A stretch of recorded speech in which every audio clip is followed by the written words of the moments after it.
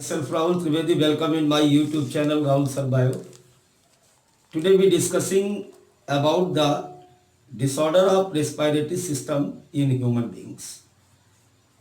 देखिए यहाँ से कई बार क्वेश्चन आए नीट में, बहुत इजी टॉपिक है, लर्निंग टॉपिक है, तो इसको भी कर लेते हैं तो पूरा चैप्टर पढ़ा गया। सबसे पहले आज हम बात करेंगे अस्थमा की। पहली डिजीज हमारी है अस्थमा।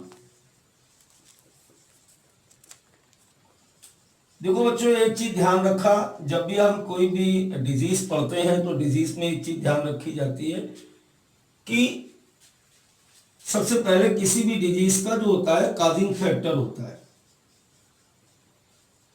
तो काजिंग फैक्टर का मतलब होता है कि कोई भी डिजीज किस वजह से हो रही है। सीधा सीधा क्वेश्चन है यहां पर कि किसकी वजह से अस्थमा होता है, तो एलर्जेंट के कारण।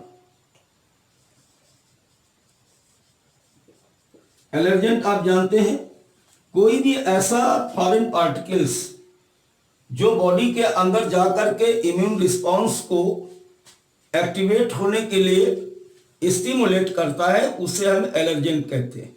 वो डस्ट पार्टिकल हो सकते हैं या कुछ और भी हो सकता है।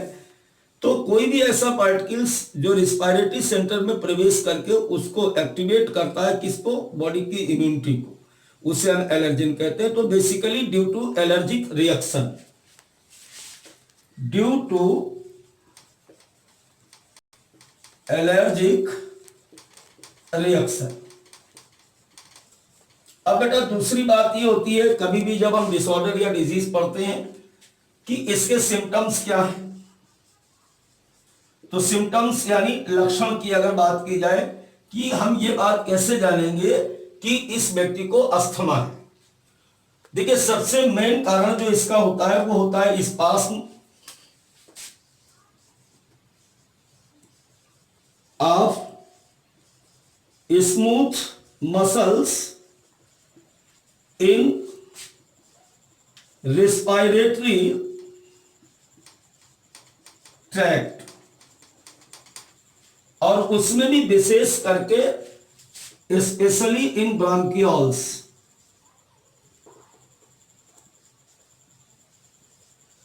की स्मूथ मसल्स इस पास स्टेज में चली जाती है। इसके अलावा आप ध्यान दें अगर, तो ऐसे व्यक्ति को कफिंग, खांसी आने लगेगी, साथ ही साथ sound, dead breathing, red spot in bronchioles is the main symptoms of this disease. अब देखिए बेटा, यहां पर हम दूसरे डिसऑर्डर की बात करते हैं, सिम्फाइसेमा। सिम्फाइसेमा is an chronic disorder of respiration। फिर वही क्वेश्चन आपको याद रखना है कि ये होता क्यों है। तो काजिंग फैक्टर की अगर अपन बात करते हैं तो इसका जो काजिंग फैक्टर होता है वो होता है बेटा एक्सेसिव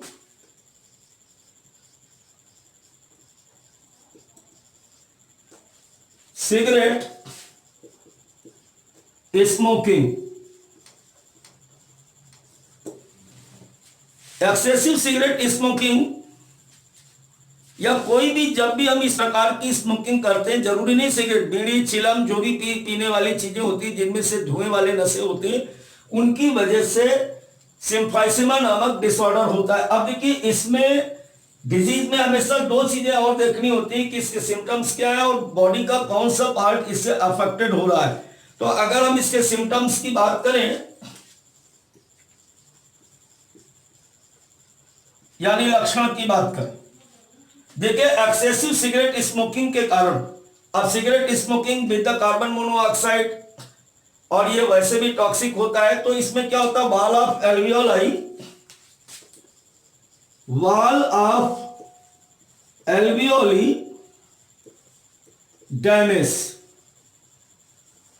अब अगर किसी भी व्यक्ति के लंग्स की एल्वियोली डैमेज हो जाएगी तो सीधी सी बात है कि उसका जो एक्सचेंज ऑफ गैसेस है वो डायरेक्टली अफेक्टेड हो जाएगा, क्योंकि alveoli is the main site of exchange of gases. तो that is very very dangerous disease. अब देखिए इसमें और एक चीज क्या आ रही कि less elasticity of wall of bronchioles, less elasticity of wall of bronchioles.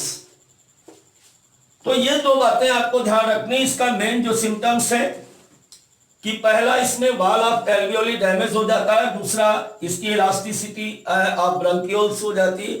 तो इन दोनों के होने की वजह से क्या हो जाएगा, डिफिकल्टी इन द रिस्पायरेशन और द ब्रीथिंग। ऐसे व्यक्ति को श्वास लेने में परेशानी आएगी। और सबसे बड़ी बात कि रेस्पिरेटरी साइट जब डिस्टर्ब हो जाएगी तो उस बॉडी को सफिशिएंट ऑक्सीजन एक्सचेंज नहीं हो पाएगा। अब बेटा बात करते हैं ऑक्यूपेशनल रेस्पिरेटरी डिसऑर्डर की। ऑक्यूपेशन का मतलब होता है स्थान। तो कई बार क्या होता है कि कुछ विशिष्ट स्थान होते हैं और उन स्थानों पर रहने वाले व्यक्तियों में विशिष्ट प्रकार के लंग्स के डिसऑर्डर आ जाते हैं। ये विशेष रूप से जैसे कि इसमें सिलिकोसिस और एस्बेस्टोसिस नाम की बीमारियां होती हैं। अब देखिए ये होता क्यों है। काजेस की अगर बात करें कि जब कोई व्यक्ति किसी ऐसे एनवायरनमेंट में हो, कैसे एनवायरनमेंट में, जहां पर हार्मफुल सब्सटेंस जैसे गैसेस, फ्यूम्स या किसी भी प्रकार के सिलिका के कण या एस्बेस्टस पार्टिकल्स पाए जाते हैं। मैंने क्या कहा ऊपर, ऑक्यूपेशनल। ये इस प्रकार की जो डिसऑर्डर है ये ऐसे स्थान पर जाने के कारण होते हैं जहां पर रेस्पिरेशन को डिस्टर्ब करने वाले सब्सटेंस पाए जाए, जैसे कोई विशिष्ट गैस पाई जाए, फ्यूम्स पाए जाए, सिलिका पार्टिकल्स पाए जाए, स्पेशल डस्ट पार्टिकल्स पाए जाए, या डस्ट में वहां का जो एनवायरनमेंट है उसमें एस्बेस्टस की मात्रा अधिक हो, तब ऐसे व्यक्तियों को सिलिकोसिस या एस्बेस्टोसिस नाम की डिजीज होती है। अब इसमें क्या हो रहा है कि अगर कोई व्यक्ति continuous exposure to silica and asbestos dust as place of work, अगर कोई खदान में काम कर रहा है, माइंस में काम कर रहा है, जहां पर पत्थर की कटाई हो रही है, ऐसी जगह पे काम कर रहा है, स्टोन की माइंस है, मार्बल्स माइंस है, जहां पर भी मतलब सिलिका या एस्बेस्टस माइंस है, तो वहां पर जब इसकी कटाई होती है या निकाले जाते हैं तो वहां पर इनके बहुत छोटे छोटे पार्टिकल्स जो होते हैं वो डस्ट पार्टिकल में एक्सपोजर होते हैं। अब वो अगर बिना मास्क के वहां का जो वर्कर है अगर उसने कोई प्रोटेक्टिव प्रक्रिया अप्लाई नहीं की है तो ये पार्टिकल्स जो होते हैं वो हमारी बॉडी के अंदर यानी लंग्स में चले जाते हैं। अब लंग्स में जाने के बाद करेंगे क्या, तो सिम्टम्स की बात करें तो सबसे पहले बात, lungs damage due to fibrosis of upper part of lungs. ध्यान दें, केवल आपको इससे बात नहीं करनी कि फाइब्रोसिस हो जाता है, अपर पार्ट ऑफ लंग्स भी ध्यान रखना, that is very important part about the symptoms. Fibrosis का मतलब जो फाइब्रोसाइड टिश्यू होते हैं वो यहाँ पर बनना स्टार्ट हो जाते हैं, यानी गांठें बन सकती हैं, ट्यूबर टाइप के स्ट्रक्चर बन सकते हैं। क्योंकि पूरी बात अगर देखेंगे तो lungs damage due to fibrosis of upper part of lungs, proliferation of fibrosis tissue, swelling and redness of lungs, यानी लंग्स के तमाम भागों में जगह जगह पर गांठ जैसी रचना या विशिष्ट प्रकार के फाइबर्स के स्ट्रक्चर दिखाई देने लगते हैं। इसको हम बेटा बोलते हैं सिलिकोसिस एंड एस्बेस्टस। एक बात मैं आपको चलते चलते बता दूं कि आज का ये जो है पॉइंट सारे लर्निंग थी but very important for the NEET, तो इसलिए आप इसे लर्न करें और थोड़ा सा समझने का भी प्रयास करें। अगली बार मिलते हैं नए चैप्टर के साथ, नए वीडियो के साथ।